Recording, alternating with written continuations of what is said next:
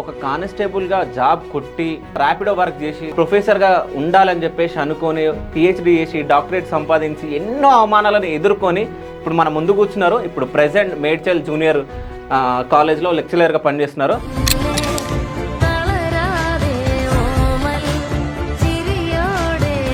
ఇష్టంతో constable job వెళ్ళడం జరిగింది.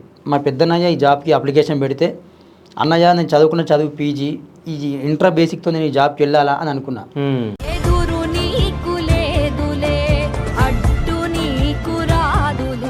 ఒక గవర్నమెంట్ ఉద్యోగం చేసుకుంటూ మరొక ఉద్యోగం చేయకూడదు, బయట సంపాదన తీసుకురాకూడదు. ఓకే, నాకున్న ఏకైక అవకాశం ర్యాపిడో. మా కానిస్టేబుల్గా ఉన్నప్పుడే ర్యాపిడో చేసిరా? అవును సార్. ఇదే కదా నీ కథ. అనేక సందర్భాల్లో బాధపడ్డా. నేను ఒక పిహెచ్డి స్కాలర్ని, ఒక కానిస్టేబుల్ని, నేను ర్యాపిడో కొడుతున్నా అంటే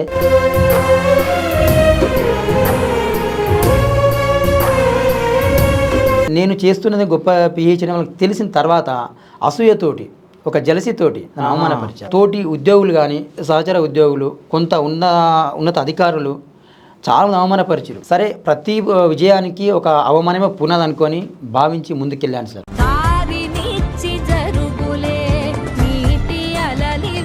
కాదు, నార్మల్గా చాలా మంది ఎవరన్నా ఐఏఎస్, ఐపీఎస్, డాక్టర్ అవి అవ్వాలనుకుంటారు. అంటే ప్రొఫెసర్ ఎందుకు అవ్వాలనుకున్నారు? సార్, ప్రొఫెసర్ అంటే ఒక మేధావి సార్.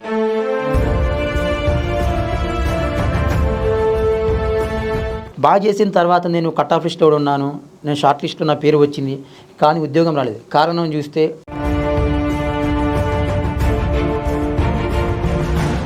మా అమ్మ నాన్న కష్టపడి నన్ను చదివించింది కేవలం ఇంటర్ వరకే సార్. తర్వాత నన్ను చదివించింది మా అన్నలు. ఇవాళ నీకు ఈ స్థాయికి వచ్చేదంటే, ఒక లెక్చరర్గా మీ ముందు మాట్లాడుతుందంటే వాళ్ళు పెట్టిన భిక్ష సార్. అంటే సుదర్శన్ గారు ఇన్ని మాటలు మాట్లాడుతున్నారు, కానీ తెలియని బాధ ఏదో మొహంలో కనిపిస్తుంది. ఏం బాధ ఉంది మీకు? బాధ అంటే జీవితంలో అనేక బాధలు ఉంటాయి సార్. ఓకే, అవి వ్యక్తిగత బాధలు కావచ్చు, కుటుంబ బాధలు కావచ్చు. ఓకే, కానీ చాలా సఫర్ అయ్యాను సార్.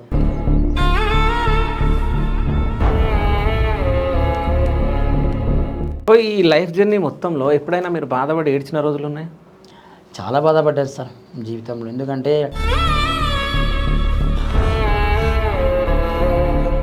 మీ ఏమైంది అసలు? మీరు ఇంకేం సాధించాలనుకుంటున్నారు? ఏం చేయాలనుకుంటున్నారు?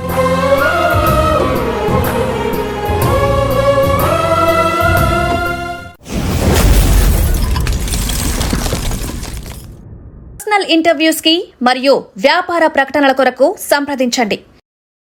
Hi, welcome to Shiva studios. నేను మీ శివ చౌదరి. సో ఈరోజు మీ ముందుకు ఒక ఇన్స్పిరేషన్గా ఒక పర్సన్ని తీసుకొని రావడం జరిగింది. సో ఆ పర్సన్ ఎవరో కాదు, అంటే ఒక కానిస్టేబుల్గా జాబ్ కొట్టి ఎన్నో కష్టాలను ఎదుర్కొని దాని తర్వాత ర్యాపిడో వర్క్ చేసి ప్రొఫెసర్గా ఉండాలని చెప్పేసి అనుకొని పిహెచ్డి చేసి డాక్టరేట్ సంపాదించి ఎన్నో అవమానాలను ఎదుర్కొని ఇప్పుడు మన ముందు కూర్చున్నారు. ఇప్పుడు ప్రెసెంట్ మేడ్చల్ జూనియర్ కాలేజ్లో లెక్చరర్గా పనిచేస్తున్నారు. సో నమస్కారం సార్, సుదర్శన్ గారు. నమస్కారం సార్. ఎలా ఉన్నారు? చాలా బాగున్నాను సార్. సో అంటే మీ స్టోరీ తెలుసుకున్న తర్వాత, అంటే మీలాంటి వాళ్ళని ఇంటర్వ్యూ చేస్తే సో చాలామంది పిల్లలకి ఇన్స్పిరేషన్గా అవుతారని చెప్పేసి నేను మిమ్మల్ని పిలవడం జరిగింది. సో అంటే మీ స్టోరీ నేను విన్నప్పుడు నాకే అనిపించింది, అంటే ఇట్లాంటి కథలు కూడా ఉంటాయా? అంటే ఒక మనిషి జీవితంలో ఎన్నో రకాలు, అంటే చాలామంది కష్టపడతారు, సో ఆ కష్టానికి ప్రతిఫలం ఉండదు. సో అంటే మీలాంటి వాళ్ళు ఎన్నో కష్టాలు పడి, అంటే ఇక్కడ నాకు ఒకటి ఏమర్థమైందంటే, మీరు కానిస్టేబుల్గా పనిచేశారు. సో అక్కడ కూడా మీరు ఎన్నో అవమానాలను ఎదుర్కొన్నారు. సో ఇప్పుడు ఇంటర్ తర్వాత డిగ్రీ చేసిన వాళ్ళు కానిస్టేబుల్ జాబ్ కోసమే అసలు పిచ్చిగా చదివి జాబ్ రాకుండా ఉన్న వాళ్ళు ఉన్నారు. అట్లాంటిది మీరు కానిస్టేబుల్ జాబ్ సాధించి అక్కడ అవమానాలు ఎదుర్కొన్నా అని చెప్పేసి మీరు ఒక దగ్గర చెప్పడం జరిగింది. అది నాకు రావడం జరిగింది ఇన్ఫర్మేషన్. సో అసలు ఏం జరిగింది, మీది ప్రాపర్ ఎక్కడ, అసలు ఏంటి? సార్, మా స్వస్థలం రంగారెడ్డి జిల్లా చేవెళ్ళ మండలం అనంతవరం అనే గ్రామం. మా అమ్మ నాన్న రైతు కూలీలు, మేము ముగ్గురు అన్నదమ్ములం. నేను చిన్నవాడిని. నా విద్యాభ్యాసం 10వ క్లాస్ వరకు మా గ్రామంలో జరిగింది.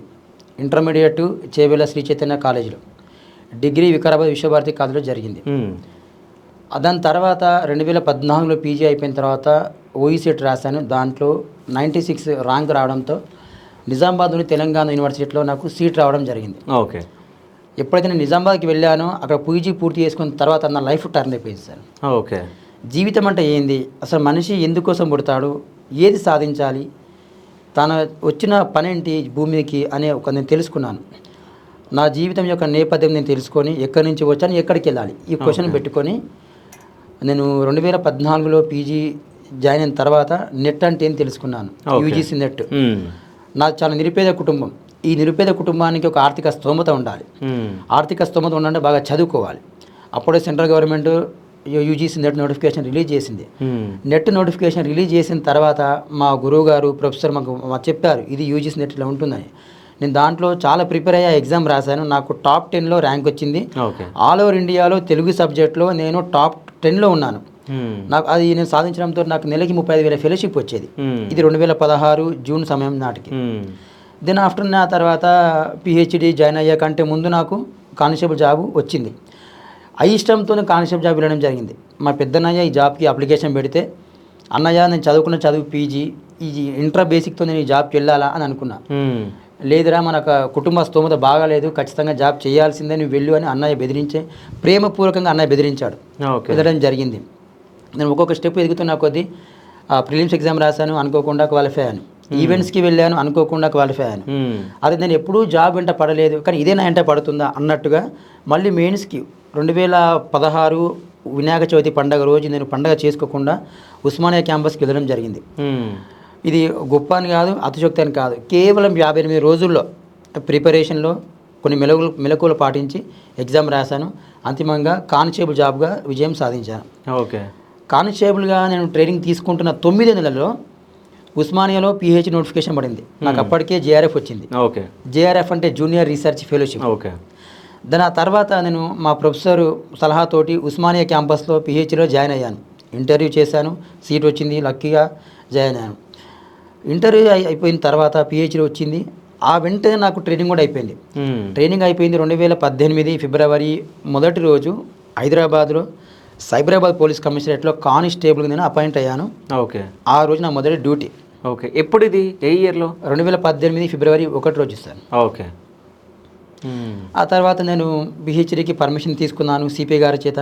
అప్పుడు మా సిపి గారు విసి సత్యనారాయణ సార్ ఉండే.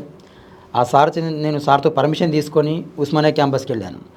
ఉస్మానియా క్యాంపస్లో మా ప్రొఫెసర్ సాగి కమలాకర్ శర్మ గారు వాళ్ళు ఒక మాట అన్నారు, సుదర్శన్ నీకు కానిస్టేబుల్ జాబ్ వచ్చింది, నీకు జేఆర్ఎఫ్ కూడా వచ్చింది, ఈ రకంగా 2 వైపున నీకు ఆర్థిక సంపాదన ఉన్నది, నువ్వు దీంట్లో ఏదైనా ఒకటే ఎంచుకోవాలి మిత్రమా.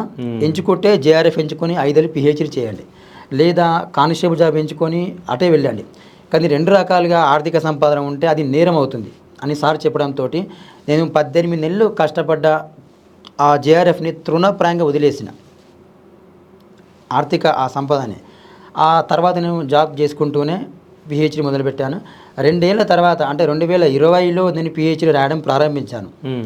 ఆ తర్వాత పిహెచ్డీలో జాయిన్ అయిన తర్వాత డేటా సేకరణ కోసం తెలంగాణ ప్రాంతంలో ప్రతి జిల్లాకి వెళ్ళాను. కోస్తాంధ్ర అటు రాయలసీమ ఆ ప్రాంతంలో ప్రతి జిల్లాకి వెళ్ళాను. ఒకవైపు కానిస్టేబుల్ జాబ్ చేస్తూనే మరోవైపు పిహెచ్డీ డేటా సమాచారం కోసం నేను ఈ అనేక జిల్లాలకు వెళ్ళడం వల్ల నాకు ఆ ప్రాంత జీవన విధానం తెలిసింది, ఆ ప్రజల నేపథ్యం తెలిసింది. ఆ రాయలసీమ ప్రాంతంలో ఆనాటి కాలంలో ఉద్యమం ఎలా జరిగింది, ఆ నేపథ్యం ఏంటి, అక్కడి ప్రజల తెగువ పోరాట పట్టిమ తెలుసుకున్నాను. ఆ రకంగా ఒక 2 నెలలు దాదాపుగా 4 ఏళ్ల కాలంలో 2 నెలలు పూర్తిగా సమాచార సేకరణకే కేటాయించాను. నాకు పోలీసు వ్యవస్థలో చాలామంది మా ఉన్నతాధికారులు కొంతమంది సహకరించారు, మరికొందరు అవమానపరిచారు, విమర్శించారు. నువ్వు పిహెచ్డీ చేస్తుండే నీకు కామన్ సెన్స్ లేదా, ఎట్లా మాట్లాడతావు అని. అంటే నేను చేస్తున్నది గొప్ప పిహెచ్డీ వాళ్ళకి తెలిసిన తర్వాత అసూయతోటి ఒక జలసితోటి నన్ను అవమానపరిచారు. అంటే ఆ సిచ్యువేషన్ ఏమైనా చెప్పగలరా మీరు? నేను అంటే పేర్లు ప్రస్తావన వద్దు సార్. ఒక డీసీపీ గారు పిలిచారు, నన్ను కాఫీ తీసుకురమ్మని చెప్పారు. నేను అప్పటికి పిహెచ్డీ చేస్తున్నా, 3వ సంవత్సరంలో ఉన్నా. నా మనసులో చెప్తుంది నాకు, నేను పిహెచ్డీ స్కాలర్ని, నేను కానిస్టేబుల్ అయినప్పటికీ ఒక డీసీపీ గారు సుదర్శన్ వెళ్ళి కాఫీ తీసుకురావు అంటే నా మనసు చివుక్కుమంది సార్. నేను ఒక పిహెచ్డీ స్కాలర్ని, నేను కాఫీ తీసుకురావాలా అని. అయినా సరే నేను బయటికి వెళ్ళాను. బయటికి వెళ్ళిన ఫోన్ స్విచ్ ఆఫ్ చేసుకున్నాను. కానీ ఇక్కడ ఒకటి నేను మాట్లాడాలి, అంటే పిహెచ్డీ మీరు స్కాలర్, కానీ ఇక్కడ జాబ్ చేస్తుంది మాత్రం కానిస్టేబుల్గా కదా. అవును సార్. సో అంటే ఆయన కింద మీరు కొంచెం తక్కువనే కదా. తక్కువనే సార్. సో ఇప్పుడు కానిస్టేబుల్ అన్నప్పుడు డ్రైవర్గా పనిచేస్తారు, సో వాళ్ళ ఇంటి దగ్గర నుంచి ఏమైనా టిఫిన్లు ఏమన్నా తేవాలన్నా తీసుకొని వస్తారు, కాఫీలు ఏమన్నా ఇవ్వాలి. అవును సార్. కానీ అదెందుకు అనిపించింది మీకు లోపల? సార్, ఉన్నతాధికారులకు ఊడిగం చేసేందుకు కానిస్టేబుల్ ఉద్యోగం లేదు సార్. ఓకే. ప్రతి కానిస్టేబుల్కి ఒక విధి ఉంటుంది, ఓకే. ఒక డ్యూటీ ఉంటుంది. ఆ డ్యూటీకి పరిమితిగా లోబడి మాత్రమే డ్యూటీ చేయాలి. ఓకే. డ్రైవర్ అనే పోస్ట్ ఒక డ్యూటీ మాత్రమే, అది తను ఖచ్చితంగా చేయాల్సిన పని కాదు. ఓకే. ఇష్టం ఉంటే చేస్తారు. అదే రకంగా కానిస్టేబుల్కి కూడా ఒక కాఫీ అందించే పనికి తనది కాదు, ఓకే, ఊడ్చే పని తనది కాదు. చాలా రకాలుగా చాలామంది చేయిస్తారు, మనం ఆ వ్యవస్థ తప్పు అనలేము. కానీ దాంట్లో ఉన్న కొంతమంది వ్యక్తుల ఆలోచన వల్ల అలా ఉంది అక్కడ. ఓకే. నేను ఆ వ్యవస్థలో ఇమ్మలేకపోయినా, ఓకే, నేను ఆ పని చేయలేకపోయినా కనుక నేను అవమానపడి బయటకు వచ్చేసాను. అదే డీసీపీ ఒక అరగంట సేపు తర్వాత సుదర్శన్ ఎటు వెళ్ళాడు కాఫీ చెప్పా అని నాకు పిలిపించాడు. ఓకే. లోనికి వెళ్ళా, నీకు కామన్ సెన్స్ లేదా, ఒక ఆఫీసర్ పని చెప్పి నువ్వు చెయ్యవా అని అవమానపరిచేస్తాను. ఆ వెంటనే ఒక ఇన్స్పెక్టర్ వచ్చాడు, వచ్చి నీ యూనిఫామ్ ఇట్లే ఉంటుందా, నువ్వు ఐరన్ చేసుకోలేవేంటి, నీకు కామన్ సెన్స్ లేదా, పిహెచ్డీ చేస్తున్నా అంటున్నావు అని అవమానపరిచేస్తారు. ఓకే. నాకు ఎలాంటి అధికారం లేదు. పేదవాడి కోపం పెదవికి చేయటం అనే సామెత నాకు గుర్తుకొచ్చింది అప్పుడు. నేను ఆ వ్యవస్థలో చాలా పేద ఉద్యోగిని. నేను కోపంగా మాట్లాడినా నాకే నష్టం, వాళ్ళు నా మీద కోపంగా మాట్లాడినా నాకే నష్టం. అందుకే మౌనమే నేను అంగీకారం అనుకొని బయటికి వెళ్ళిపోయాను సార్. ఓకే. ఆ రకంగా తోటి ఉద్యోగులు కానీ సహచర ఉద్యోగులు, కొంత ఉన్నత అధికారులు చాలా అవమానపరిచారు. సరే, ప్రతి విజయానికి ఒక అవమానమే పునాది అనుకొని భావించి ముందుకెళ్ళాను సార్. కానీ ఒక వ్యక్తి మాత్రం, ఒక ఏఆర్ఎస్ సార్, ఖచ్చితంగా ఆ సార్ పేరు చెప్పాలి. ఆ సార్ పేరు రహీం సార్ అని. నేను 2018 ఫిబ్రవరి మొదటి రోజు నుంచి నేను బయటకు వచ్చేంత వరకు ఈ 7.5 సంవత్సరాల కాలంలో నేను ఎక్కడ సార్కి కనిపించిన, సుదర్శన్ ఎప్పుడు వెళ్తావు బయటికి, నువ్వు ఈ వ్యవస్థకు సరిపోవు, నీ చదువు గొప్పగా ఉంది, ఈ జాబ్కి సరిపోనాయని నాకు చాలాసార్లు మోటివేట్ చేశారు సార్. నేను ఆ సార్కి సలాం చేస్తున్నా. ఎందుకంటే సార్ చాలా నిష్కల్మషంగా నా ఎదుగుదల కోరుకున్న వ్యక్తి ఆయన. కాబట్టి నేను సార్కి ఖచ్చితంగా సలాం చేయాల్సిందే. అలాంటి మంచి వాళ్ళు కూడా వ్యవస్థలో ఉన్నారు సార్.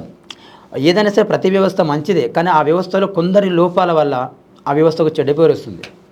ఆ రకంగా సార్ జరిగింది. సో అంటే కానిస్టేబుల్ తర్వాత మీరు పిహెచ్డీ స్కాలర్గా ఉండి మీరు పిహెచ్డీ సాధించారు. సో దేనిపైన చేశారు పిహెచ్డీ? సార్, తెలంగాణలో జాతీయోద్యమ కథా సాహిత్యం నా పిహెచ్డీ అంశం. ఓకే. నేను పిహెచ్డీ చేస్తున్న క్రమంలో ఈ అంశాన్ని నాకు మా గురువు గారు డాక్టర్ సిహెచ్ లక్ష్మణ చక్రవర్తి గారు నాకు ఈ అంశం ఇచ్చారు టాపిక్. నేను ఈ పిహెచ్డీ చేస్తున్న క్రమంలో ఒక ప్రొఫెసర్, ఆ ప్రొఫెసర్ ప్రత్యక్షంగా అన్నారు. నేను సమాచార సేకరణ కోసం తన ఆఫీస్కి వెళ్ళినప్పుడు నా మోహముంగలు ఆయన, ఏంటయ్యా తెలంగాణలో జాతీయోద్యమం ఉన్నదా, ఉంటే మేము చేయకుంటిమా, మేము బుక్స్ రాయకుంటిమా, నీకు అంతా తెలుసా అని చాలా అవమానపరిచారు సార్. సరే మళ్ళీ అనుకున్నాను, భవిష్యత్తులో సాధించబోయే విజయానికి ఇవాళ అవమానం ఒక పునాది అనుకున్నాను. నమస్కారం పెట్టాను, బయటకు వచ్చాను. తిరిగేస్తే 3 ఏళ్ల కాలంలో నేను ఆ పిహెచ్డీ సిద్ధాంత గ్రంథాన్ని యూనివర్సిటీకి అప్పగించిన తర్వాత తెలుగు పుస్తకావిష్కరణ సమావేశంలో ఆ వేదిక పైన సార్ కూర్చున్నారు. ఓకే. నా పేరు మా ప్రొఫెసర్ ఉచ్చరించిన తర్వాత నన్ను ఎవరైతే అవమానపరిచారో అతను షాక్ అయిపోయారు. పిహెచ్డీ అంటేనే లేనటువంటి ఒక కొత్త అంశాన్ని, లేని ఒక కొత్త ప్రతిపాదనను ప్రతిపాదించే వాళ్ళు ఒక పిహెచ్డీ స్కాలర్. ఒక సిద్ధాంత గ్రంథం మనం బయటికి సృష్టిస్తాం. అలా అవమానం ఎదుర్కొన్నాను. నేను తెలంగాణ జాతీయోద్యమ కథా సాహిత్యం పైన పిహెచ్డీ చేస్తున్న క్రమంలో తెలంగాణలో అసలు జాతీయోద్యమం జరిగిందా, జరిగితే ఎలా జరిగింది, దానిలో పాల్గొన్న ఉద్యమకారులు ఎవరు, వాళ్ళు ఏ సాహిత్యం రాశారు, వాళ్ళు ఎక్కడి వారు, ఓకే, మొత్తం ఈ సమాచార సేకరించి ఒక వర్గీకరణ చేపట్టాను సార్. ఓకే. ఆ రకంగా తెలంగాణలో 123 కథలు సేకరించాను సార్. తెలంగాణలో చాలా అద్భుతమైన జాతీయోద్యమం జరిగింది. కానీ భారతదేశంలో ఏ రాష్ట్రంలో ఏ ప్రాంతంలో జరిగిన జాతీయోద్యమం చాలా విభిన్నంగా తెలంగాణలో జరిగింది. దానికి సాక్ష్యాధారాలు చాలా బ్రహ్మాండంగా ఉన్నాయి. తెలంగాణ ప్రాంతంలో ఒక పక్క నిజాంకి వ్యతిరేకంగా, మరో పక్క బ్రిటిష్కి వ్యతిరేకంగా 2 కోణాల్లో ద్వంద్వ వైఖరి ఉద్యమం జరిగింది. కాబట్టి తెలంగాణ ప్రాంత ఉద్యమం ప్రపంచ స్థాయిలో గొప్ప పేరు పొందింది. ఇక్కడ రజాకార్లకు వ్యతిరేకంగా ఉద్యమం జరిగింది, నిజాంకు వ్యతిరేకంగా ఉద్యమం జరిగింది, ఇక్కడ క్విట్ ఇండియా జరిగింది, ఇక్కడ ఉప్పు సత్యాగ్రహం జరిగింది, ఇక్కడ సహాయ నిరాకరణ ఉద్యమం జరిగింది. కానీ కొంతమంది కుహానా మేధావులు వాళ్ళకి ఇష్టం లేని అంశం పైన పిహెచ్డీ చేస్తున్నాను వాళ్ళకు అసూయతోటి తెలంగాణలో జాతీయోద్యమం లేదు అన్నారు సార్. ఒక వారం తర్వాత, మహా అయితే 1 నెల రోజుల తర్వాత నేను సేకరించిన తెలంగాణ జాతీయోద్యమ కథల్ని ప్రస్తుత తెలంగాణ ప్రభుత్వం తన స్వంత నిధితో పుస్తకాలు వేయబోతుంది. ఇంతకు మించి దానికి సాక్ష్యం ఇంకేముంటుంది సార్? ఒక ప్రభుత్వం ఒక సాధారణ ఒక విద్యార్థి చేసిన పిహెచ్డీ సమాచారాన్ని ఒక పుస్తకంగా వేస్తుందంటే అంతకు మించిన సాక్ష్యం ఇంకేముంటుంది సార్. అలాంటి విమర్శించే మేధావులకి ఇది ఒక చెంపదెబ్బ లాంటిది. అంటే అక్కడ మిమ్మల్ని అవమానించింది కదా, ఆయనే స్టేజ్ పైన కూర్చొని ఉండడం జరిగింది అన్నారు. సో మీతో ఏమన్నా మాట్లాడిరా? అంటే పరోక్షంగా మాట్లాడలేరు, కానీ ఒకనొక సమావేశంలో రవీంద్ర భారతిలో తను నా భుజం తట్టాడు. ఓకే. బహుశా తనకి గుర్తుకు రావచ్చు నేనే విమర్శించిన అని. ఆయన పేరు చెప్పచ్చు? పేరు చెప్పడం సంస్కారం కాదు సార్. ఓకే. ఒక రకంగా నన్ను ఇట్లా అవమానపరిచి ఆయన మంచి పని చేశారు. ఎందుకంటే నాలో ఒక శక్తి వచ్చింది, ఒక పట్టుదల వచ్చింది, ఖచ్చితంగా సాధించి తీరాలి. ఆ రకంగా మంచి అంటే జరిగింది. ఈరోజు అవమానమే రేపటి పునాది. Exactly sir. అవమానాలే ఆభరణాలు, అనుకూలాలే అనుకూలాలు, ఇలా చంద్రబోస్ ఒక పాట రాశారు. నేను పాట సాహిత్యం బాగా వింటాను సార్. సిరివెన్నెల గారు, చంద్రబోస్ గారు ఒక వ్యక్తి జీవితంలో అవమానపడే అనేక సమయానికి అనేకటువంటి సందేహాలకు వాళ్ళు అనేకమైనటువంటి సాహిత్యం సమాచారం సేకరించి వెళ్ళిపోయారు. చంద్రబోస్ గారు పడిలేచిన కిరటం వలె అనేక మందికి కొత్త ఉత్తేజం సృష్టించారు. తగిలే రాళ్ళను పునాది చేసి ఎదగాలని, తరిమే వాళ్ళను హితులుగా మరిచి ముందుకెళ్ళాలని, ఇంతకు మించిన చైతన్యం ఇంకేముంటుంది సార్.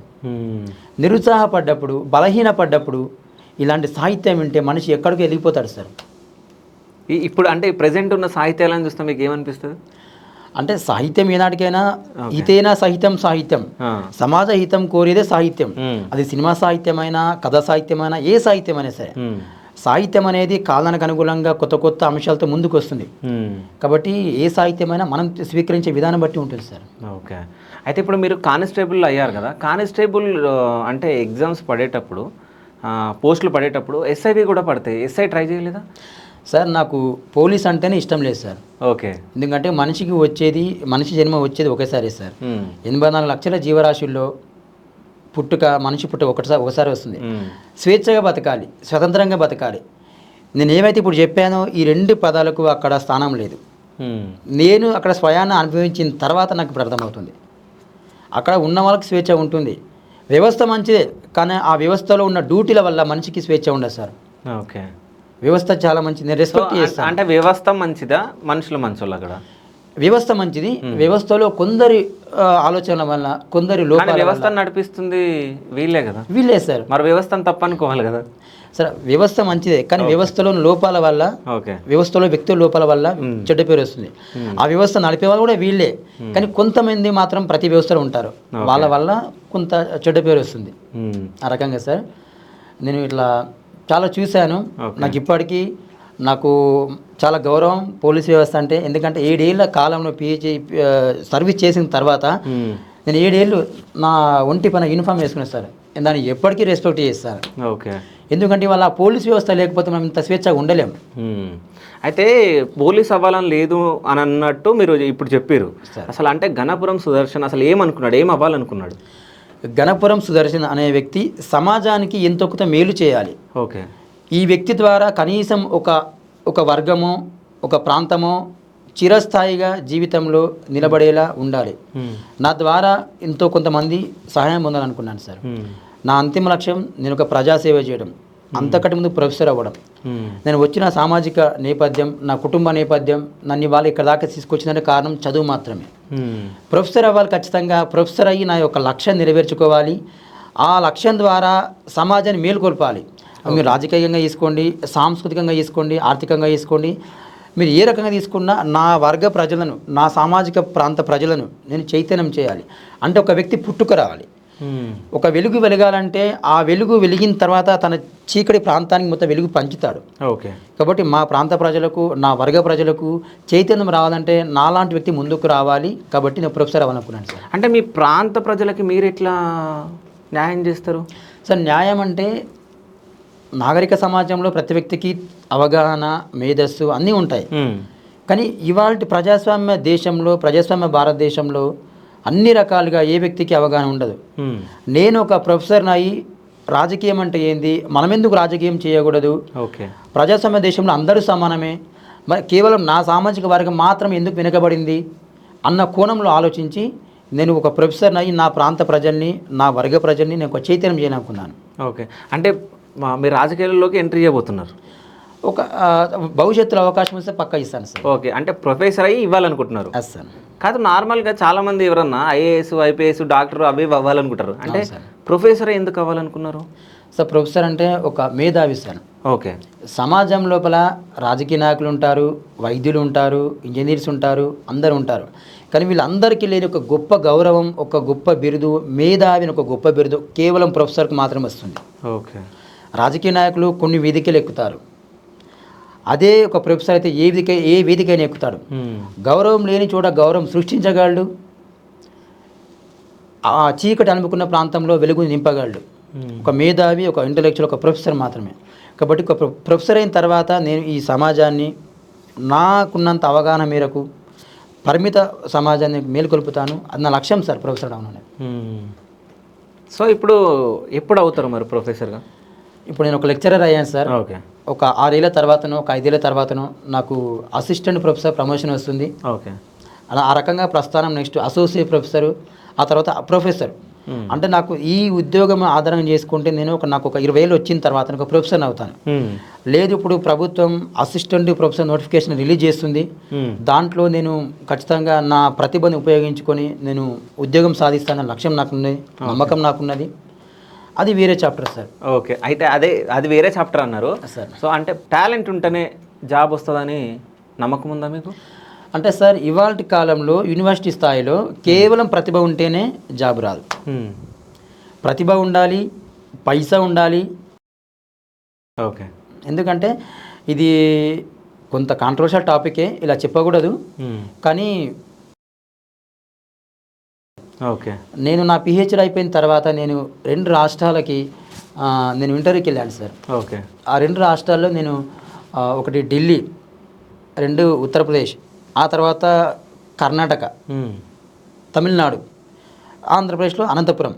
ఇన్ని యూనివర్సిటీకి వెళ్ళిన తర్వాత నేను ఇంటర్వ్యూస్ బాగా చేశాను అని అనుకుంటున్నాను. బాగా చేసిన తర్వాత నేను కట్ ఆఫ్ లిస్ట్లో కూడా ఉన్నాను, నేను షార్ట్ లిస్ట్లో నా పేరు వచ్చింది, కానీ ఉద్యోగం రాలేదు. కారణం చూస్తే ఓకే, ప్రతిభతో ఇంటర్వ్యూ ఇచ్చాను, నేను డబ్బులు పెట్టలేకపోయాను. నాది అత్యంత నిరుపేద కుటుంబం సార్. నాకు ఎలాంటి ఆర్థిక సహకారం లేని కుటుంబం నాది. నేనేం చేశాను, ప్రతిభను నమ్ముకున్నాను, కానీ నాకు ఆ ప్రతిభ వాళ్ళ ఉద్యోగం తీసుకురాలేకపోయింది ఒక అసిస్టెంట్ ప్రొఫెసర్ అనేది. కాబట్టి అసిస్టెంట్ ప్రొఫెసర్ అవ్వాలంటే ప్రతిభ ఉండాలి. సో రీసెంట్గా మన తెలంగాణలోనే సో గ్రూప్స్ రిజల్ట్స్ రావడం జరిగింది.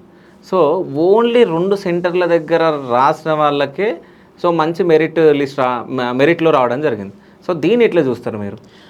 సార్ ఈ గ్రూప్ 1లో కొంచెం అవకతవకలు జరిగాయని విన్నాను. ఓకే. కానీ ఇప్పుడు దాని గురించి నేను మాట్లాడడం సమంజసం కాదనుకుంటున్నాను. ఓకే. ఎందుకు కాదనుకుంటున్నారు? అంటే ఎంతోమంది విద్యార్థుల భవిష్యత్తు మీ చేతిలో ఉంది. సో అంటే మీలాంటి వాళ్ళు మాట్లాడుతున్నాయి కదా, అంటే విద్యార్థులకు న్యాయం జరుగుతుంది. నిజం చెప్పాలంటే దిల్సుఖ్ నగర్, అశోక్ నగర్, సో ఎక్కడెక్కడ కోచింగ్ సెంటర్లు ఉన్నాయో అక్కడ మొత్తం 24 గంటలల్లో 20 గంటలు చదువుకోవడానికే ఇష్టపడతారు పిల్లలు. అంటే గవర్నమెంట్ జాబ్ సాధిస్తామని చెప్పేసి ఎక్కడో పల్లెటూర్ల నుంచి ఎక్కడి నుంచో వచ్చి వాళ్ళ పేరెంట్స్ అక్కడ కూలి పని ఏదో పని చేసి పైసలు పంపిస్తే హైదరాబాద్లో హాస్టళ్ళల్లో రూమ్లలో ఉండి కష్టపడి చదివే పిల్లలకి ఎగ్జామ్ రాసిన తర్వాత కూడా ఎంతో అంటే మెరిట్ స్టూడెంట్సే చాలామంది, అయినా కానీ వాళ్ళకి రాకుండా ఎవరికో కాకులకు గద్దలకు దొరికేలాగా వాళ్ళు ఎత్తుకొని వెళ్ళిపోతే సో ఎట్లుంటుంది పిల్లల భవిష్యత్తు? సో పిల్లలు ఎందుకు చచ్చిపోతున్నారు అసలు? ఇంతగానం గవర్నమెంట్ జాబ్స్కి ప్రిపేర్ అయ్యి సో నోటిఫికేషన్స్ ఎప్పుడు పడతాయా అని చెప్పి వెయిట్ చేయడం, వాళ్ళు తర్వాత లాస్ట్కి వచ్చే వరకు ఎగ్జామ్స్ రాసిన తర్వాత కాకులు గద్దలు వచ్చి ఎత్తుకొని పోవడం, అంటే జస్ట్ వాళ్ళ దగ్గర డబ్బులు ఉన్నాయి కాబట్టి అది. బట్ నాలెడ్జ్ లేని సర్వీస్ ఎట్లా చేస్తారు నిజం చెప్పాలంటే? సార్ ఇప్పుడు నాలెడ్జ్ ఉన్న వాళ్ళందరూ వాళ్ళకు మెరిట్ లిస్ట్ రాదు, సో ఎవడో డబ్బులు ఇస్తే వాడిని. అంటే దీనిపైన మీరు ఏం మాట్లాడతారు? అంటే సార్ వ్యవస్థలో కొంత వ్యక్తి లోపం కూడా ఉంటుంది. ప్రధానంగా ప్రణాళిక లేకపోవడం వల్ల చాలామంది ఫెయిల్ అవుతుంటారు.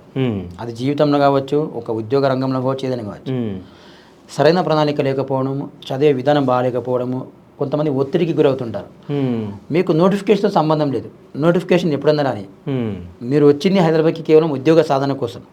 మీ పని చేసుకోండి, నోటిఫికేషన్ వచ్చినప్పుడు వస్తుంది, ప్రిపేర్ అవ్వండి, ఎగ్జామ్ రాయండి, వస్తుంది.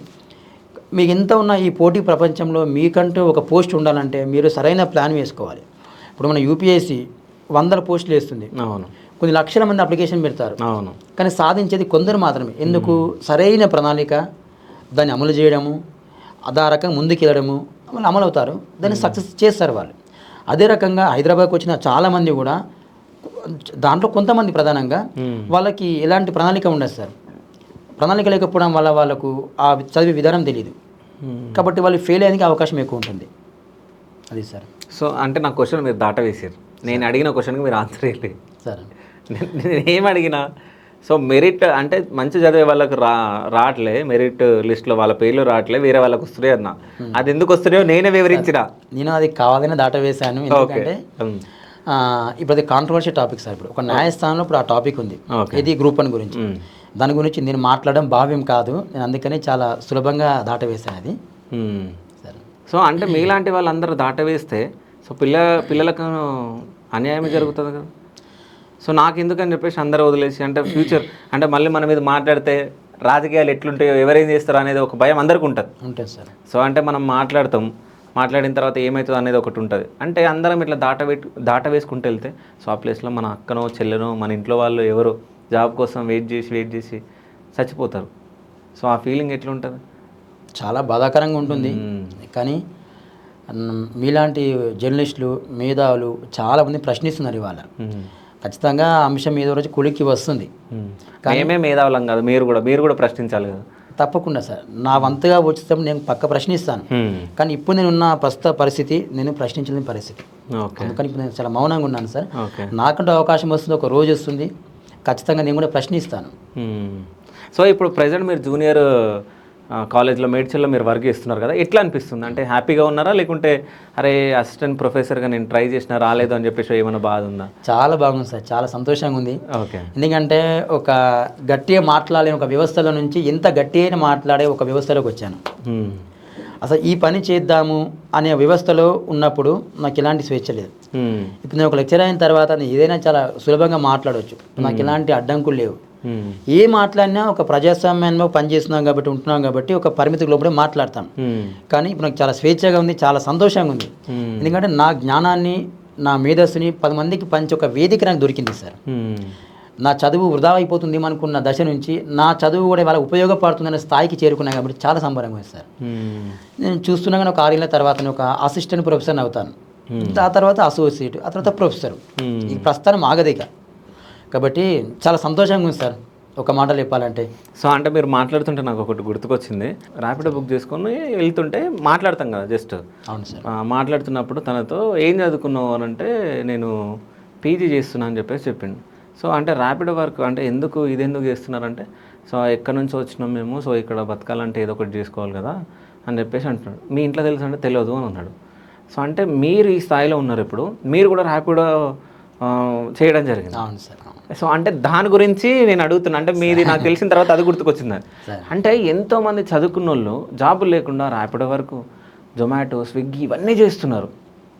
సో అంటే మీరు ఎందుకు చేయాల్సి వచ్చింది అసలు? సార్ మా కుటుంబానికి ఒక పెద్ద ఆర్థిక సమస్య వచ్చింది సార్. నా పెళ్ళవ కంటే ముందు ఒక 6 నెలల ముందు నాకు అప్పటికి పెళ్ళి సెట్ అయింది. ఓకే. కానీ ఆర్థిక సంపాదన నుంచి బయటపడాలంటే, అంటే ఆర్థిక సమస్య నుంచి బయటపడేందుకు ఒక మార్గం వెతుక్కోవాలి. నేను అప్పటికి ఉద్యోగం చేసిన, ఒక గవర్నమెంట్ ఉద్యోగం చేసుకుంటూ మరొక ఉద్యోగం చేయకూడదు, బయట సంపాదన తీసుకురాకూడదు. ఓకే. నాకున్న ఏకైక అవకాశం ర్యాపిడో. మా కానిస్టేబుల్గా ఉన్నప్పుడే ర్యాపిడో చేసిరా? అవును సార్.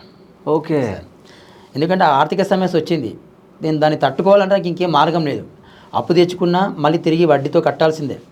కానీ ఖచ్చితంగా కష్టపడాలని చెప్పేసి నేను సాయంత్రం 6 గంటలకి డ్యూటీ అయిపోయిన తర్వాత 6:30 గంటలకి నేను ర్యాపిడో స్కూటీ వేసుకొని అర్ధరాత్రి 1 గంట వరకు నేను ర్యాపిడో కట్టాను సార్. ఎందుకంటే తెచ్చుకున్న అప్పులకి, అవసరం కోసం అయిన అప్పులకి వడ్డీ కట్టాలంటే నాకు వచ్చే జీతం సరిపోవట్లేదు. కాబట్టి ఈ విషయం మా ఇంట్లో ఎవరికి చెప్పకుండా నేను ఒక 3 నెలలు అట్లా ర్యాపిడో కొట్టాను సార్.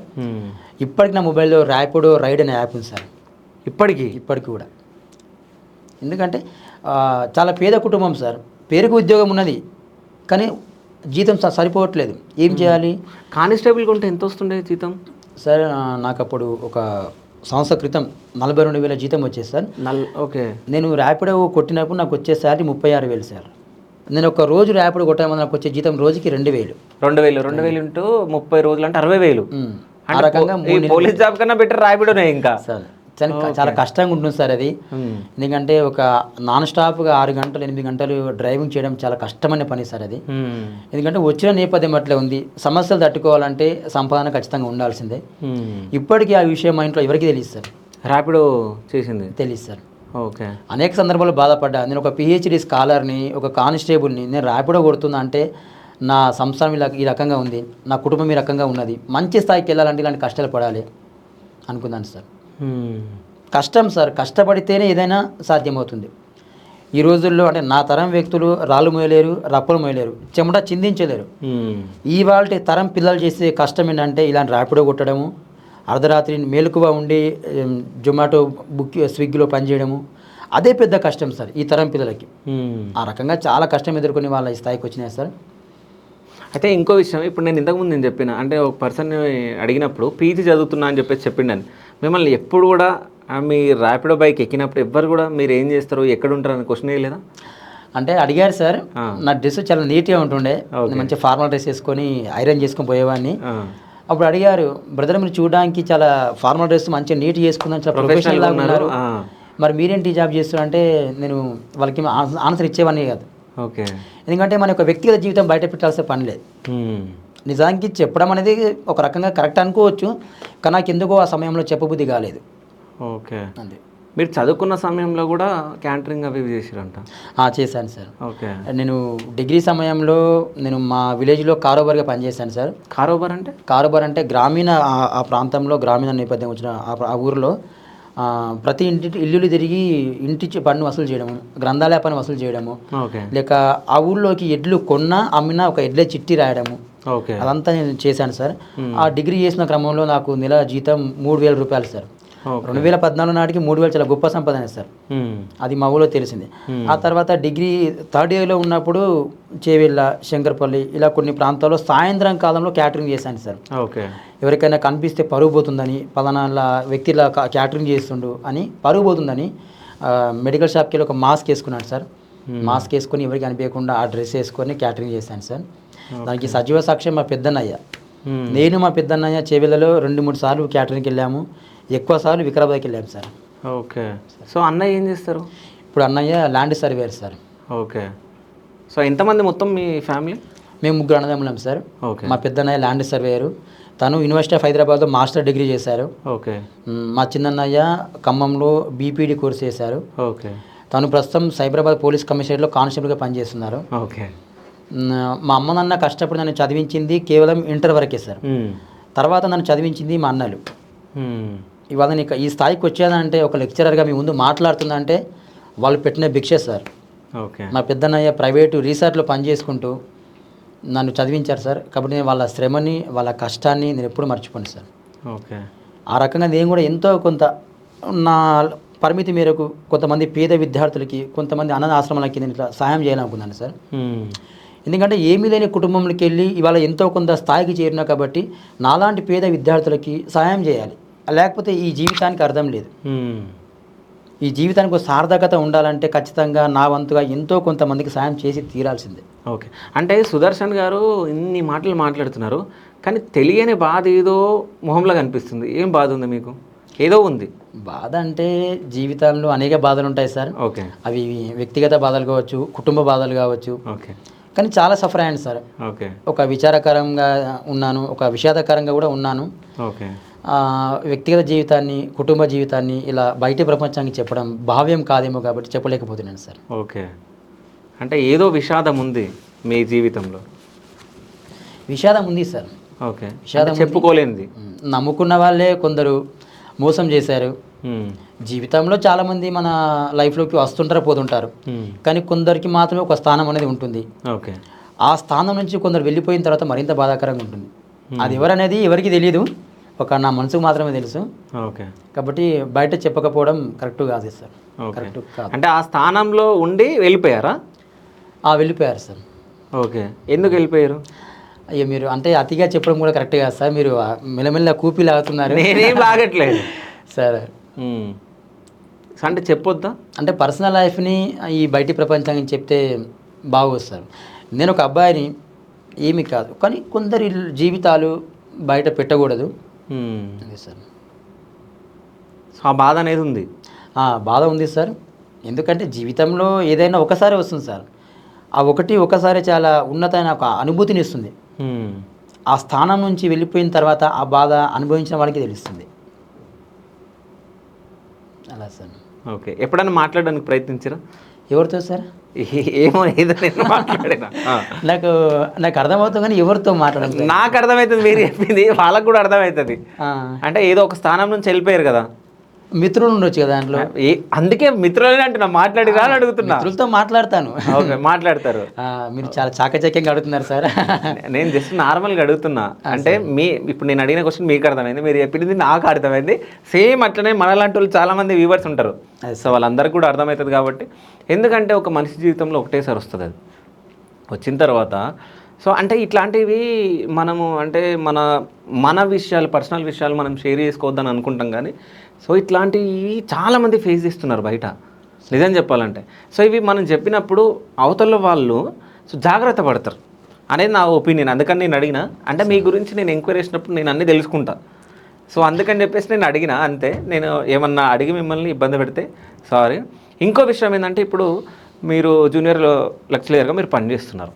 అయితే ఏంటంటే ఇప్పుడు చాలామంది 10th ఇంటర్ పిల్లలు, అదేవిధంగా ఈ 10th ఇంటర్ పిల్లలు ఎక్కువ మంది లవ్ చేసుకొని లవ్ సాధించలేమని చెప్పేసి, లవ్ ఫెయిల్యూర్ అయిపోయింది అని చెప్పేసి సూసైడ్ చేసుకోవడం, అదేవిధంగా 10th ఎగ్జామ్లో ఫెయిల్ అయిపోయినామని చెప్పేసి సూసైడ్ చేసుకోవడం, ఇంటర్ ఎగ్జామ్స్ ఫెయిల్ అయిపోయినామని చెప్పేసి సూసైడ్ చేసుకోవడం. అంటే వీళ్ళు సూసైడ్ చేసుకొని కన్న తల్లిదండ్రులకు అసలు ఏమి ఇస్తున్నారు? సో అంటే వీళ్ళు సూసైడ్ చేసుకోవడానికి గల కారణాలు ఏంది?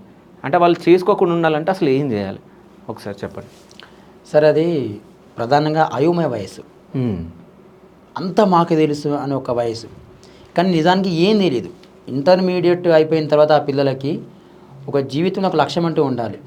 తల్లిదండ్రులు, ఇంట్లో ఉపాధ్యాయులు, పాఠశాలలు, అధ్యాపకులు, కళాశాలలు వాళ్ళకు ఒక మార్గం చూపాలి. కాబట్టి దాని ద్వారా ఏం చేస్తామంటే, పిల్లలు చాలామంది ఒత్తిడికి గురి కావడం వల్ల ఆ బాధ ఎవరికి చెప్పుకోవాలో తెలియదు. ఒక మంచి స్నేహితుడు ఉంటే ఆ బాధ చెప్పుకోవడం వల్ల తీరిపోతుంది. ఒక సానుకూల హృదయంతో స్పందించి ఒక అధ్యాపకుడు ఉంటే వాళ్ళకి చెప్పుకుంటే ఆ బాధ తీరిపోతుంది. కానీ ఆ 18, 20 ఏళ్ళ వయసు పిల్లలకి ఏమి తెలియదు, కానీ అంతా తెలుసునే భ్రమలో బతికేస్తారు. వాళ్ళకి మంచి ఫ్రెండ్ ఉండాలి, లేక మంచి ప్రొఫెసర్ ఉండాలి, మంచి ఒక టీచర్ ఉండాలి. ఆ బాధ నుంచి పంచుకునేందుకు ఒక ఫ్రెండ్ ఉండడు సార్. ఇంట్లో తల్లిదండ్రులు చాలా చాలిన కుటుంబం నుంచి వస్తారు. వాళ్ళకు కుటుంబం గురించే సరిగా పట్టించుకోరు, ఇంకా పిల్లల గురించి పట్టించుకునే సమయం వాళ్ళకు ఉండదు. దానివల్ల ఎవరికి బాధ చెప్పుకోవాలో వాళ్ళకి అర్థం కాక ఒత్తిడికి గురయ్యి చాలా ప్రెషర్తో వాళ్ళు సూసైడ్ చేసుకుంటారు. కానీ జీవితంలో ఏం చేసినా బతికి సాధించాలి సార్. చనిపోయి సాధిస్తే ఏమొస్తుంది? ఎంత కష్టం వచ్చినా, కష్టాలు మనుషులకు వస్తాయి సార్, జంతువులకు వస్తాయా? కష్టాలు మనిషికి వస్తాయి, ఎదుర్కోవాలి, తట్టుకోవాలి. అప్పుడే మీ శక్తి ఏంటో బయటపడుతుంది కదా. ఇంటర్మీడియట్లో మీకు చెప్పడం నేను మర్చిపోయాను, నేను 10th క్లాసు నేను ఫెయిల్ అయ్యాను సార్. ఓకే, నాది సప్లిమెంటరీలో నేను మళ్ళీ పాస్ అయ్యాను. నా ఫస్ట్ టైం నేను రాసినప్పుడు నా మ్యాథమెటిక్స్ ఫెయిల్ అయిపోయినా. నాకు నా 34 మార్క్స్ వచ్చి ఫెయిల్ అయిపోయాను, జస్ట్ 1 మార్క్ తోటి. ఆ వయసులో నాకు ఒక ఆత్మహత్య చేసుకోవాలన్న ఆలోచన వచ్చింది. ఆ సమయానికి మా ఇంటి పక్క ఒక అమ్మాయి ఉంది, మా క్లాస్మేట్. తను వెళ్ళి నేను మా లెక్చరర్కి, మా టీచర్కి చెప్పింది. మా ఊళ్ళో ఒక వివి ఉంటాడు, తనకి చెప్పింది. వాళ్ళు వచ్చేసి మా తలుపులు బద్దలు కొట్టి బయటికి తీసుకొచ్చారు. అంటే ఆ 10వ క్లాస్ నుంచి ఒక ఇంటర్ అయిపోయేంత వరకు ఆ దశ అయోమయ దశ, ఎవరికి అర్థం కాదు. అందుకని ఒక మంచి స్నేహితుని ఎంచుకోండి, లేక పేరెంట్సే ఒక మంచి ఫ్రెండ్ లాగా ఉండాలి. అమ్మాయి కానీ అబ్బాయి కానీ వాళ్ళ బాధలు ఏంటి, వాళ్ళు ఎందుకోసం చదవలేకపోతారు, మార్క్స్ తక్కువ వస్తున్నాయా, ఎందుకోసం తక్కువ వస్తున్నాయి అని చాలా ప్రేమగా దగ్గరికి తీసుకోండి. ప్రధానంగా ఇవాళ ఈ మృదుత్వ జీవితంలో ఒక మంచి ఫ్రెండ్ లేకపోవడం వల్ల వాళ్ళు అనేక జీవితాలు కోల్పోతున్నారు సార్. అందుకని తల్లిదండ్రులు ముఖ్యంగా ఒక ఫ్రెండ్ లాగా ఉండాలి. అబ్బాయి అయితే ఫాదరు, అమ్మాయి అయితే తల్లి, లేక కళాశాలలో ఒక లెక్చరరు, లేక స్కూల్లో ఒక టీచరు మంచి ఫ్రెండ్ లాగా ఉంటే వాళ్ళ బాధలు చెప్పుకోవడం వల్ల తీరిపోతాయి. అందుకని చాలామంది పిల్లలు ఆవేశంతో అలా నిర్ణయాలు తీసుకుంటారు. అలాంటి నిర్ణయాలతో మీకే నష్టం, మీ కుటుంబానికి నష్టం. మీరు పోవడం వల్ల మీ కుటుంబం, మీ తల్లిదండ్రులు చాలా బాధపడతారు. కాబట్టి చాలా ఆలోచించని. ఫెయిల్ అయితే ఏమవుతుంది, మళ్ళీ సాధిద్దాం. ఇప్పుడు థామస్ ఆల్వా ఎడిసన్ కొన్ని 99 సార్లు బల్బు కనిపెట్టేందుకు ఆయన చాలా శ్రమపడ్డాడు. ఏమైంది? 100వ సారి అంతిమంగా ప్రపంచానికి వెలుగు పంచాడు కదా. సత్య ప్రకటనకై తన ప్రాణాన్ని విష పాత్రకు విసిరేసిన పురుష పొంగవులు ప్రపంచంలో ఎందరో మంది ఉన్నారు. అవకాశాలు మళ్ళీ వస్తుంటాయి. ఫెయిల్ అవ్వాలి. ఫెయిల్ అవుతుంటేనే కదా మీకు జీవితంలో ఒక కొత్తనం తెలుస్తూ ఉంది. ఇప్పుడు ఇస్రో ఉంది, కొన్ని అనేక సార్లు ర్యాకెట్ని భూమండలం నుంచి ఆ చంద్రమండలంకి పంపడానికి ప్రయత్నించారు, చాలాసార్లు ఫెయిల్ అయ్యారు, మళ్ళీ మళ్ళీ ప్రయత్నించారు, దాని ద్వారా సక్సెస్ అయ్యారు కదా. ప్రపంచానికి ఇస్రో యొక్క గొప్పతనం ఏంటో చెప్పారు. ఆ రకంగా జీవితంలో ఎవరైనా ఫెయిల్ అవుతారు, కానీ ఒక ఫెయిల్యూరే ఒక జీవితానికి అంతిమం కావద్దు. చంద్రబోస్ గారు ఉన్నారు, అతను ఒక మాట అంటారు ఇంటర్వ్యూలో, నేను 100 అవమానాలు ఎదుర్కోవాలి. ఒక లిస్ట్ పెట్టుకున్నారు, 100 అవమానాలు ఎదుర్కొన్న తర్వాత నేను ప్రతిదీ ఒక విజయమే పొందాలి, ప్రతి చోట ఒక గౌరవమే పొందాలి. ఆ రకంగా మీరు ఒక జాబితా పెట్టుకొని అవమానాలు ఫెయిల్యూర్స్ మనిషికే వస్తాయి. ఎందుకు చనిపోతారు? చనిపోయి సాధించాల్సింది ఏమీ లేదు, ఏం సాధించరు. బతికుండి సాధించండి. ఈ ప్రపంచానికి మీ సత్తా ఏంటో, మీ శక్తి ఏంటో బతికి సాధించండి. అదే సార్. అయితే ఇప్పుడు మీరు కానిస్టేబుల్ జాబ్ సాధించారు, దాని తర్వాత పిహెచ్డి వచ్చింది, సో డాక్టరేట్ వచ్చింది. సో మీ పేరెంట్స్ ఎట్లా ఫీల్ అయ్యారు అసలు? వాళ్ళు చాలా గర్వంగా భావించారు సార్. ఎందుకంటే ఒక రైతు కూలీ కుటుంబం నుంచి ఇవాళ డాక్టరేట్ తల్లిదండ్రులు అనే పేరు వచ్చేంత వరకు నేను తీసుకొచ్చేదంటే దానికి కారకుడు మా అమ్మనండి సార్. అసలు మా అమ్మకి మా నాన్నకి డాక్టరేట్ అంటే తెలియదు సార్. ఏదో మా కొడుకు ఒక పేరు ఫోటో పేపర్కి వచ్చిందంట, ఏదో సాధించానంట, గవర్నర్ ఏదో ఒక అవార్డు ఇచ్చిందంట అని తెలిసింది, కానీ అంతకుమించి ఇంకేం తెలియదు. అయితే మా నాన్న ఆ పేపర్ క్లిప్ని కట్ చేసుకుని తన ప్యాకులో పెట్టుకున్నాడు సార్. ఓకే, ఇది కదా సంతోషం అంటే. మా నాన్న ఊళ్ళో ఏ మూలకి వెళ్ళినా కూడా, ఒక రచ్చబండ దగ్గర కూర్చున్నా కూడా, ఇగో నా కొడుకు ఫోటో అని చాలా మందికి ఒక గర్వం, ఒక సంతోషం. న్యూస్ పేపర్లో వచ్చింది, అది న్యూస్ పేపర్ క్లిప్ అది కట్ చేసుకొని, అది కదా పుత్ర వాత్సల్యం అంటే, నా కొడుకు సాధించాడు అని. మా గ్రామ సర్పంచ్ నిజంగా నువ్వు ఎంత కష్టపడ్డా నీ కొడుకుని చాలా మంచి చదివించావని ఆ సర్పంచ్ ఆ మాట చెప్పడం వల్ల మా నాన్న చాలా ఆనంద బాష్పాలు వచ్చాయి సార్. ఆయన పడ్డ సంతోషానికి అవధులు లేవు అసలు. ఇవాళ కానిస్టేబుల్ నుంచి ఒక లెక్చరర్ అయ్యానంటే కొన్ని 100 మందికి ఆదర్శమని మా గ్రామ సర్పంచ్ చెప్పారు సార్. దీని వెనకాల కష్టాలు మొత్తం మా అమ్మ నాన్నలదే ముమ్మాటికి. వాళ్ళు చాలా సంతోషంగా భావించారు. ఏదో వీడికి ఏదో జాబ్ వచ్చిందంట, ఏదో డాక్టరేట్ వచ్చిందంట, నేమన్నా సుదులు ఇస్తావారా, మందులు రాస్తావారా అని అన్నారు. అమ్మ డాక్టరేట్ అంటే జబ్బులు న్యాయం చేసే డాక్టర్ కాదు, సమాజాన్ని మేల్కొల్పే డాక్టర్ అని చెప్పాను సార్. ఓకే, అలా సార్. సో అంటే మొత్తానికి డాక్టరేట్ సంపాదించడం జరిగింది. సో గవర్నర్ తోటి తీసుకోవడం మీకు ఎట్లా అనిపించింది? చాలా సంబరంగా అనిపించింది సార్. ఎందుకంటే గవర్నర్ ఒక రాష్ట్రానికి ఒక ప్రథమ పౌరురాల వ్యక్తి, పూరి గుడిసెలో ఉండే ఒక వ్యక్తి, నిరుపేద వ్యక్తి, ఒక గవర్నర్ దగ్గరికి వెళ్ళి ఒక డాక్టరేట్ అనుకునే స్థాయికి ఏదంటే అది చాలా సంతోషం వేసింది సార్. నేను అక్కడ దాకా పోవడానికి కారణం ఒక అక్షరం మాత్రమే సార్. అందుకే చదువుకోవాలి, చదువుకుంటేనే ఈ ప్రపంచాన్ని మార్చగలం, చదివే ఈ ప్రపంచాన్ని మార్చగలం. నాకు ఆ అక్షరం చాలా సంబరంగా అనిపించింది సార్. ఎందుకంటే నాలాంటి కుటుంబ నేపథ్యం ఉన్న వ్యక్తి ఒక రాష్ట్ర స్థాయిలో ఒక డాక్టరేట్ అందుకోవడం అనేది చాలా గొప్ప విషయం సార్. సో ఇప్పుడున్న అంటే ఈ జనరేషన్లో చదువు అనేది ఇంపార్టెంట్ అంటారా? చదువు ఏ తరంలో అయినా ఇంపార్టెంటే సార్. ఇవాళ గత ఒక 70 ఏళ్ళుగా అనేక సామాజిక వర్గాల వాళ్ళు చదువుకు దూరంగా ఉన్నారు. అందుకే మన తెలంగాణ ప్రాంతం కానీ మన భారతదేశం కానీ ఇంకా కొంచెం అనాగరికంగానే కొన్ని ప్రాంతాలు ఉంటూ ఉంది. ముఖ్యంగా ఆదిలాబాదు, కొన్ని అటవీ ప్రాంతాలు. ఇవాళ నేను చదువుకున్న చదువు మా నాన్నను మా తాతను చదువుకుంటే నేను ఇవాళ ఇంతకంటే మంచి స్థాయికి ఎదిగేవాడిని కావచ్చు. మాది మొదటి తరం చదువుకున్న వ్యవస్థ మనది. కాబట్టి చదువు అనేది ఏనాటికైనా గొప్పదే. చదువుకుంటేనే ఈ ప్రపంచాన్ని మార్చగలం. ఇవాళ అంబేద్కర్ అనే ఒక వ్యక్తి చదువుకోవడం వల్ల ఆ సామాజిక వర్గం వాళ్ళు అనేక తరాలలో ముందుకు వచ్చారు, అక్షరం నేర్చుకున్నారు, ప్రశ్నిస్తున్నారు, జ్ఞానం నేర్చుకుంటున్నారు. కాబట్టి చదువు ఏ తరంలో అయినా గొప్పదే సార్. సో ఈ లైఫ్ జర్నీ మొత్తంలో ఎప్పుడైనా మీరు బాధపడి ఏడ్చిన రోజులు ఉన్నాయి? చాలా బాధపడ్డారు సార్ జీవితంలో. ఎందుకంటే నేను కానిస్టేబుల్గా ఉద్యోగం చేస్తున్న సమయం లోపల తినడానికి డబ్బులు ఉన్నాయి, పక్కన హోటల్ కూడా ఉంది. ఒకరోజు అర్ధరాత్రి 12:30 గంటలకి నార్సింగి, మంచిర్యాల ఆ ప్రాంతంలో గ్రేవన్స్ ఉంటుంది సార్. అవును. ఆ గ్రేవన్స్ పక్కన ఫుట్పాత్ ఉంటుంది. ఆ నార్సింగిలో ఒక హోటల్ ఉంది. మాకేంటంటే సార్ డ్యూటీ చేస్తే అక్కడే ఉండాలి. కానిస్టేబుల్ మాకు డ్యూటీ పాయింట్ చేశారంటే మేము అక్కడే ఉండాలి. తినడానికి మాకు డబ్బులు ఉన్నాయి, పక్కన హోటల్ ఉంది, కానీ తినలేని పరిస్థితి. కారణం ఏంటంటే డ్యూటీ. అక్కడ నుంచి విఐపి మూమెంట్ ఎక్కువ ఉంటుంది. ఆ విఐపి వచ్చేటప్పుడు ఒక 2 గంటల ముందు వెళ్ళిన ఒక 10 నిమిషాల తర్వాత మనకు ఆ పాయింట్ కేటాయిస్తే మనం ఎక్కడ వెళ్ళకూడదు. తీవ్రంగా ఆకలిస్తుంది, కానీ ఏం చేస్తాం, తినలేని పరిస్థితి. నాకు ఆ సమయంలో చాలా బాధ అనిపించింది సార్. అరే ఒక ఉద్యోగం చేస్తున్నా, డబ్బు ఉంది, పక్కన హోటల్ ఉంది, కానీ తినలేని పరిస్థితి. అలాంటి సమయం లోపల చాలా బాధ అనిపించింది సార్. కాదు, అంత స్ట్రిక్ట్గా ఉంటుందా? ఏ సార్? అంటే ఇప్పుడు మీరు అక్కడే నిల్చొని అంటే ఎవరు చూస్తారు, అక్కడ ఎవరు ఉండరు కదా సార్. పోలీస్ చాలా నిజాయితీ పనిచేస్తుంది. ఎందుకంటే ఏ వ్యవస్థలో అయినా, ఏ రంగంలో అయినా, ఏ క్యాడర్ అయినా కూడా ఒక డ్యూటీ కేటాయించారంటే వాళ్ళు అక్కడే ఉంటారు సార్. అది పోలీస్కి గొప్పతనం. మీకు ఒక పాయింట్ కేటాయించారంటే అక్కడే ఉండాల్సిందే, ఉండాలి కూడా. అది మీ ప్రథమ కర్తవ్యం. ఎందుకంటే విఐపి ఆ మూమెంట్లో వస్తుంటారు, అనేక రకాల వాళ్ళకు థ్రెట్ ఉంటుంది. కాబట్టి కొంతమంది వ్యక్తులు దాడి చేసేందుకు అవకాశం ఉంటుంది. ఆ వ్యక్తుల్ని మనము వాళ్ళకి విఐపికి ఒక రక్షణ కల్పించాలి. కాబట్టి మనం ఫేస్ బయటికి పెట్టేసి విఐపి వెళ్ళే మూమెంట్కి మనం బ్యాగ్ ఉండాలి. ఓకే. కాబట్టి ఖచ్చితంగా అక్కడే ఉండాలి. ఆ సమయంలో చాలా బాధ అనిపించింది సార్. ఓకే. సో అంటే మీరు కానిస్టేబుల్గా జాబ్ చేసినప్పుడు ఏదన్నా మర్చిపోలేని సంఘటన ఏదైనా జరిగిందా? అంటే ఎవరన్నా పోలీస్ స్టేషన్కి రావడం, అంటే వచ్చేసి వాళ్ళు ఇట్లా జరిగింది అది అని చెప్పి చెప్పడం, ఇట్లాంటివి ఏదన్నా? చాలామంది కుటుంబ కలహాల వల్ల వచ్చేవాళ్ళు. ఓకే. కాకపోతే నా యొక్క జీవితంలో జరిగిన సంఘటన ఏంటంటే, నేను 2018 డిసెంబర్ 31కి నా first drunk and drive duty Nanakramguda circle sir. Okay. ఏడా నానక్రంగూడ సర్కిల్లో విప్రో సర్కిలా? విప్రో సర్కిల్. ఓకే. ఆ సర్కిల్లో నేను ట్రాఫిక్ డ్యూటీ చేస్తున్నా, ఎంబసీ దగ్గర. Exactly sir. ఏది మన యుఎస్ ఎంబసీ ఉందా? అప్పుడు యుఎస్ఏ అది కాన్సల్ కట్టలేరు, అది కట్టలే అంటే క్యూసిటీ దగ్గర. ఓకే. అక్కడ డీడీ చేస్తున్నా. డీడీ డ్యూటీ అంటే drunk and drive duty. Okay. అర్ధరాత్రి ఒక 1 గంట 2 గంటలు అవుతున్న టైము ఒక బాగా పాష్ పర్సన్, ఓకే, ఒక బెంచ్ కార్లో ఒక అబ్బాయి వచ్చాడు. అతనికి 26-27 ఏజ్ ఉంటుంది. ఓకే. నేను మామూలుగా బ్రీత్ అనలైజర్ పెట్టాను. ఓకే. ఊదితే అది ఒక 130-140 వచ్చింది సార్ డిగ్రీ. ఓకే. బాగా తాగాడు. మా సిఐ గారి ఆదేశాల మేరకు మేము ఖచ్చితంగా తాగి వెహికల్ నడిపించే వాళ్ళ కీ లాక్కోవాలి. లాక్కోవాలి మీన్స్ వెహికల్ ఆపి వాళ్ళని బయటికి దింపాలి. ఓకే. దింపిన తర్వాత నన్ను అది పక్కకు పిలిచాడు.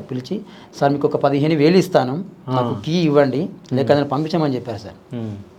నేను అప్పుడు ఒకటే మాట చెప్పాను సార్, లేదండి పోలీస్ వ్యవస్థ చాలా మార్పు వచ్చింది. ముఖ్యంగా నాలాంటి వ్యక్తి ఇలాంటి వాటికి సహకరించడు. మీరు నిర్మోహమాటంగా సిఐ గారి దగ్గరికి వెళ్ళండి అని చెప్పాను సార్. సారు దగ్గరికి అతను వెళ్ళాడు. అతను డీడీ చెక్ చేసి కేసు ఫైల్ చేసి పంపించాడు. నిజం చెప్పండి, కేసు బుక్ చేసారా? సిఐ పైసలు తీసుకుంటా? వాస్తవం సార్, కేసు బుక్ చేశారు. నేనే ఆ వెహికల్ని పిఎస్కి తీసుకెళ్ళాను. ఓకే. అతను నాకు మళ్ళీ వెహికల్ తీసుకున్న తర్వాత పక్కకు వచ్చి, సార్ మీకు సల్యూట్ సార్ అని చెప్పారు.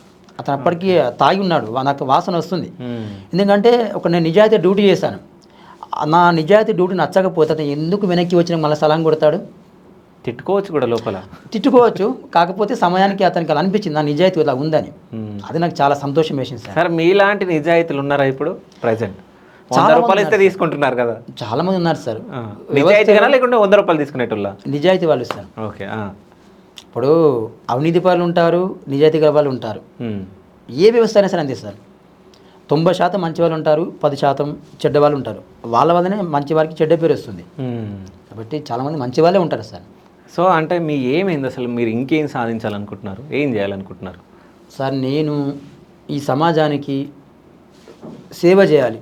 సుదర్శన్ అనే ఒక జన్మకి ఒక సార్థకత ఉండాలంటే నాలాంటి పేదరిక విద్యార్థులకి, నిరుపేద కుటుంబాలకి, అది ఆర్థిక పరంగా కావచ్చు, రాజకీయ పరంగా కావచ్చు, విద్యాపరంగా కావచ్చు, వాళ్ళకి సమాజ సేవ చేయాలి సార్. కాకపోతే ఒక లెక్చరర్గా, ఒక ప్రొఫెసర్గా ఉంటే చేసే సేవ కొంత పరిమితికి లోబడే ఉంటుంది. అదే ఒక రాజకీయ నాయకుడు అయితే ఎక్కువ సంఖ్యలో సేవ చేయొచ్చు, ఎక్కువ శాతంలో సేవ చేయొచ్చు. కాబట్టి నేను అంతిమంగా ఒక రాజకీయ నాయకునై చట్టసభల్లో ఆ ప్రాంత ప్రజలకు, ఆ వర్గ ప్రజలకు, ముఖ్యంగా ప్రజాస్వామ్య ప్రజలకు సేవ చేయాలి సార్. ఓకే. అంటే చేవెళ్ళ ఎమ్మెల్యేగా చూడొచ్చు, ఎంపీగా చూడొచ్చు? చెప్పలేము సార్, చూసే అవకాశం ఉండొచ్చు. ఓకే. సాహిత్యం పైన మీరు పిహెచ్డీ చేయడం జరిగింది కాబట్టి, సో అంటే ఇప్పుడు చాలామంది మన తెలుగు ప్రజలు, అంటే తెలంగాణ అదేవిధంగా ఆంధ్రప్రదేశ్లో పుట్టిన ప్రజలు చాలామంది అంటే పాష్గా ఇప్పుడు మాతృభాషను మర్చిపోయి ఏదో ఎక్కడి నుంచో కంట్రీ నుంచి వచ్చినట్టు ఏదో పాష్గా మాట్లాడుతున్నారు ఇంగ్లీష్. అంటే మాతృభాషనే మర్చిపోయి చాలామంది పిల్లలకు కూడా నేర్పిస్తలేరు తెలుగు. సో అంటే తెలుగుదనాన్ని నేర్పించకపోవడానికి కారణం ఏంది? అంటే వీళ్ళు ఎందుకు తెలుగులో మాట్లాడలేకపోతున్నారు? సో అంటే వాళ్ళు పాష్నెస్ని చూపిద్దామనా లేకుంటే ఏంటి? అంటే వాళ్ళు ఇంగ్లీష్లో మాట్లాడితే తెలుగుని అవమానించినట్టే. సో మీరు దీన్ని ఎట్లా చూస్తారు, ఏం చెప్తారు? సార్ మాతృభాషలో చదువుకోలేని విద్య సోపానాలు లేని సౌధం వంటిది అని విశ్వకవి రవీంద్రనాథ్ ఠాగూర్ అంటారు. దాని మీనింగ్ ఏంది అసలు? అంటే మీరు మాతృభాషలో చదువుకోకుండా మీరు పరభాషలో చదువుకుంటే ఓకే. పునాదులు లేని విద్య సౌధం కూలిపోతుంది. ఓకే. సో మీరు మాతృభాషలో చదువుకోకుండా పరభాషలో మీరు విద్య నేర్చుకుంటే అది మీకు ఏనాడు కూడా నిలబడదు. దీని అంతిమంగా అర్థమైంది సార్. ఓకే. అంటే ఇవాళైనా ఏ వాళ్ళైనా కూడా ఖచ్చితంగా మాతృభాష ద్వారానే ఇంత జ్ఞానమైన వస్తుంది. మీరు మీ మాతృభాష వదిలేసి పరభాష ద్వారా జ్ఞానం నేర్చుకుంటే మీకు ఏం వస్తుంది? తెలుగు భాష గొప్పతనం గురించి ప్రపంచ మేధావులు, ప్రపంచ భాషవేత్తలు కొనియాడారు sir. Italian of the east అన్నారు సార్ తెలుగు భాషను. దేశ భాషలందు తెలుగు లేసా అని కృష్ణదేవరాయలు ఆనాడే అన్నారు సార్. అలాంటి తెలుగు భాష గొప్పతనం ఈనాటికైనా భాష అనేది అంతరించదు. ఇవాళ యునెస్కో మృత భాష జాబితాలోకి తెలుగును తీసుకెళ్ళి అంటున్నారు. కానీ ఖచ్చితంగా కొంత రకంగా చెప్పవచ్చు మాతృభాష అనేది కొంచెం తగ్గిపోయింది, సర్వేలు చామని చెప్తున్నారు. కానీ మాతృభాషను ఏనాటికైనా చదివితేనే మనం ఎంతైనా జ్ఞానం పొందవచ్చు. భాష అనేది మీ యొక్క జ్ఞానానికి ఒక మొదటి పునాది సార్. మీకు ఎన్ని ఎక్కువ భాషలు వస్తే అంత జ్ఞానం నేర్చుకుంటారు. కానీ మీరు ఇంగ్లీష్ మాట్లాడినా, ఫారసీ, ఫ్రెంచ్ ఎన్ని భాషలు మాట్లాడినా మాతృభాష మాట్లాడితేనే, మాతృభాషలో చదివితేనే మీకు జ్ఞానం వస్తుంది. ఈ మాట నా మాట కాదు సార్, భాషావేత్తలు చెప్పిన మాట ఇది. ఇవాళ దురదృష్టవశాత్తు చాలామంది వాళ్ళ ఇంగ్లీష్ మాధ్యమం వైపు వెళ్తున్నారు. ఎందుకంటే ప్రపంచం మొత్తం ఇంగ్లీష్ వైపు పరిగెడుతూ ఉంది. ఇంగ్లీషు చదువుకుంటేనే ఉద్యోగాలు వస్తాయని, ఇంగ్లీషు చదువుకుంటేనే భవిష్యత్తు బాగుంటుందని చాలామంది ఇంగ్లీష్ వెంట వెళ్తున్నారు. కానీ ఏదైనా సరే అంతరించిపోయేదానికి వెలుగు ఎక్కువ. జీవితం, ఈ ప్రపంచం ఒక సర్కిల్ సార్, ఒక చక్రం లాంటిది, ఒక సైకిల్ లాంటిది. ఏనాటికైనా మళ్ళీ తెలుగు భాషకి గొప్ప గౌరవం వస్తుంది, గొప్ప ఔన్నత్యం వస్తుంది. ఆ కాలం మనం తిరిగి చూస్తాం కూడా. ఇవాళ ఇంగ్లీష్ భాష ప్రపంచాన్ని ఏలవచ్చు, కానీ తెలుగు భాష తెలంగాణ, ఆంధ్ర ప్రాంతాన్ని మళ్ళీ ఏలే దశకు వస్తుంది ఖచ్చితంగా అది. Thank you so much sir. Thank you sir.